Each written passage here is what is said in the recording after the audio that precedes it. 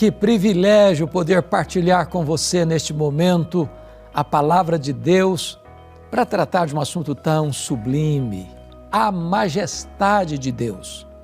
Vamos basear esta mensagem em Isaías 40, versículo 18. Vamos ouvir a leitura do texto. Com quem comparareis a Deus? Ou que coisa semelhante confrontareis com Ele? O profeta Isaías, o profeta palaciano, chamado de profeta evangélico, no capítulo 40 do seu livro, a partir do verso 12 até o verso 31, traz para nós, com beleza rara, com eloquência magnífica, a majestade de Deus. E ele vai retratar diante dos nossos olhos, com perguntas retóricas, esta verdade magna do cristianismo, que é a grandeza insondável de Deus. E ele então, no verso 18, levanta uma pergunta: com quem comparareis a Deus? Ou que coisa semelhante confrontareis com Ele? E no verso 25, o próprio Deus pergunta: a quem, pois, me comparareis para que eu lhe seja igual? Diz o santo. Então, de forma pedagógica, Isaías vai mostrar para nós a grandeza, a majestade de Deus, primeiramente em relação às coisas que foram criadas.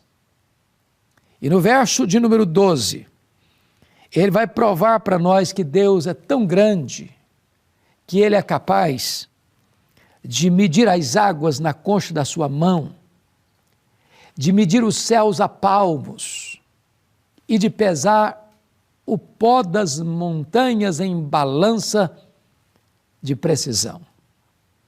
Pense comigo no Pacífico, no Atlântico, no Índico, no Mediterrâneo, nos mares, nos rios, pois Ele mede as águas na concha da sua mão.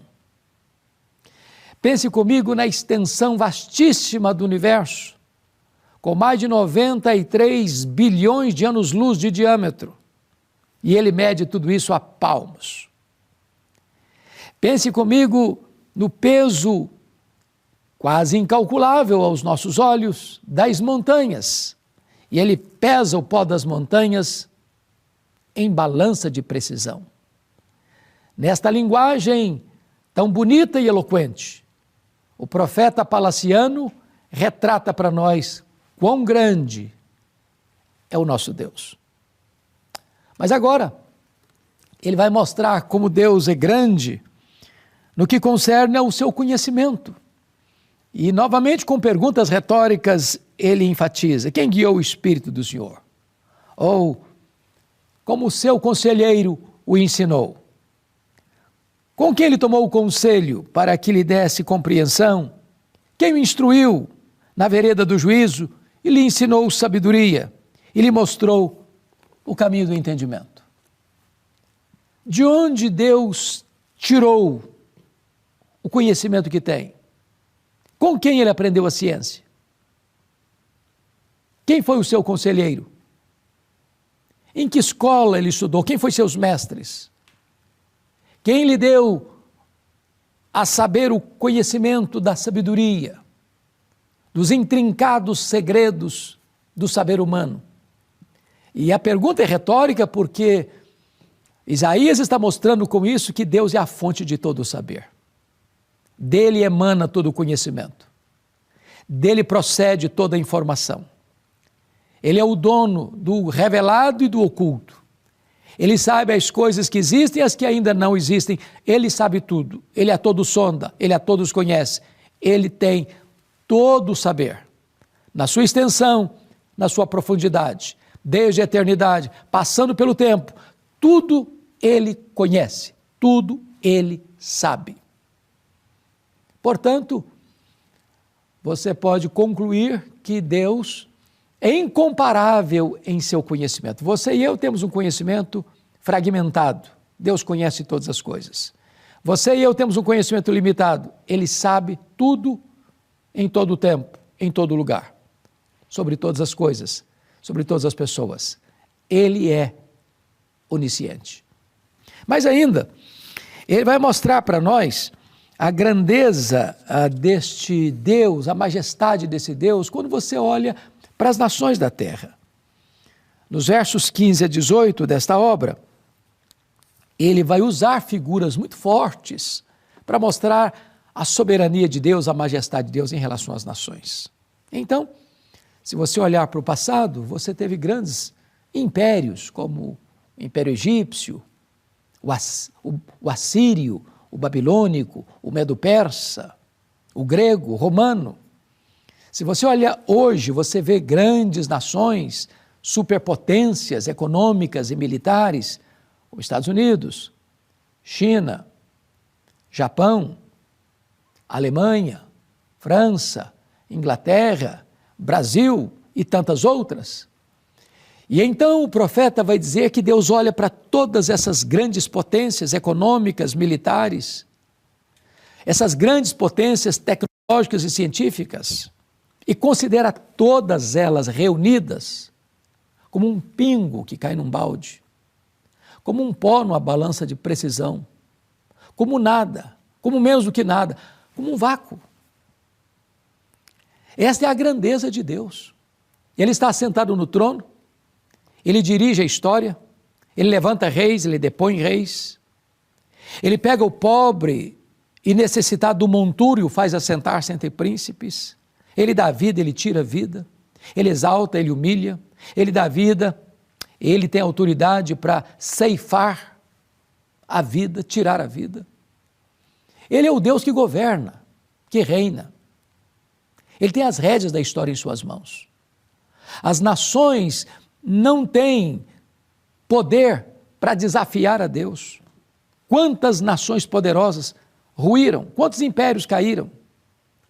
Pois Deus continua no trono. Ele é Deus, maior do que todas as nações. Mas agora, o profeta começa a olhar a grandeza de Deus em relação aos deuses dos povos, aos ídolos. Nos versos 19 e 20 desse texto, ele fala dos ídolos dos povos, dos ídolos que foram criados pela própria mão humana, dos ídolos que foram forjados, foram cinzelados, ou na madeira, ou por um ourives, ou por uma pessoa que sabe moldar o barro, ou o gesso, ou a pedra. E então, ele diz que esses ídolos são nada, são nulos. Eles não têm vida, eles não têm poder. Têm olhos, mas não veem. Tem boca, mas não fala. Tem mãos, mas não apalpa. Tem pés, mas não anda. Tem boca, mas não sai som da sua boca. São impotentes. E os povos do passado e do presente ainda se curvam diante dessas divindades pagãs. Mas Deus é o autor da vida. Deus é o Deus da providência. Deus é o Deus que nos dá vida, a respiração e tudo mais, porque nele vivemos, nos movemos e existimos. Ele é o Deus da criação, Ele é o Deus da providência, Ele é o Deus da redenção, Ele é o Deus maior do que todos os deuses dos povos, porque esses deuses são nulos, mas o nosso Deus é autoexistente, é infinito, é imenso, é eterno, é imutável, é onipotente, é onipresente, é onisciente, é transcendente, é soberano. Mas ainda, o profeta Isaías mostra a grandeza incomparável de Deus quando ele olha para os príncipes, para os governantes, para os reis, para os soberanos da terra. Diríamos hoje para os presidentes, governadores, prefeitos, para os gestores públicos. E ele vai mostrar no verso 21 a 24 desse texto que esses príncipes, eles têm prazo de validade no poder. Eles ascendem ao poder, eles são apiados do poder. E eles têm o seu poder limitado. Eles são ceifados pela morte. Eles são arrancados por circunstâncias. Mas o nosso Deus, Ele está assentado sobre a redondeza da terra. Os príncipes, os poderosos, eles são arrancados como um pedaço de madeira ou um toco que o vento bate e leva, e não fica mais memória deles. Mas o Deus soberano, Ele é Deus de eternidade em eternidade, de geração em geração. Nações se levantam, nações caem, reinos surgem, reinos desaparecem, reis poderosos levantam-se e apeiam do poder, mas o nosso Deus continua eternamente no trono. Ele reina, Ele governa. Nunca jamais Ele será apeado do poder, nunca jamais Ele abdicou do poder. Ele é o soberano Senhor dos céus e da terra. Bom, diante desta grandeza majestosa de Deus, é que o profeta Isaías nos mostra que isso tem que refletir na nossa vida pessoal. Se Deus é isso mesmo, e Ele é, então eu posso estar fraco, abatido, exausto, cansado e até prostrado. Mas o Senhor me levanta, Ele faz forte ao cansado, Ele multiplica as forças ao que não tem nenhum vigor. Os jovens, os moços, de exaustos caem, mas os que esperam no Senhor renovam as suas forças, sobem com asas como águias, correm e não se cansam, caminham e não se fatigam.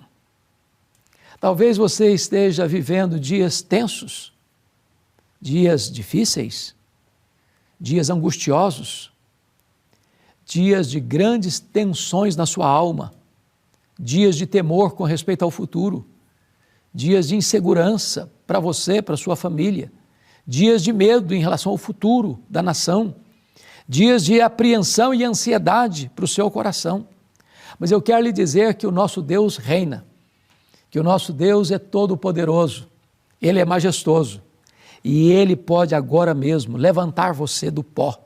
Ele pode erguer você das cinzas, Ele pode enxugar as suas lágrimas, Ele pode cicatrizar as suas feridas, Ele pode curar a sua dor, Ele pode perdoar os seus pecados, Ele pode romper as suas algemas, Ele pode fazer de você alguém completamente remoçado pelo poder do seu Espírito, assim como Ele pega uma águia que está já talvez com as penas enferrujadas, com as garras enfraquecidas, com o bico já sem força e vigor, e renova as forças da águia para ela subir.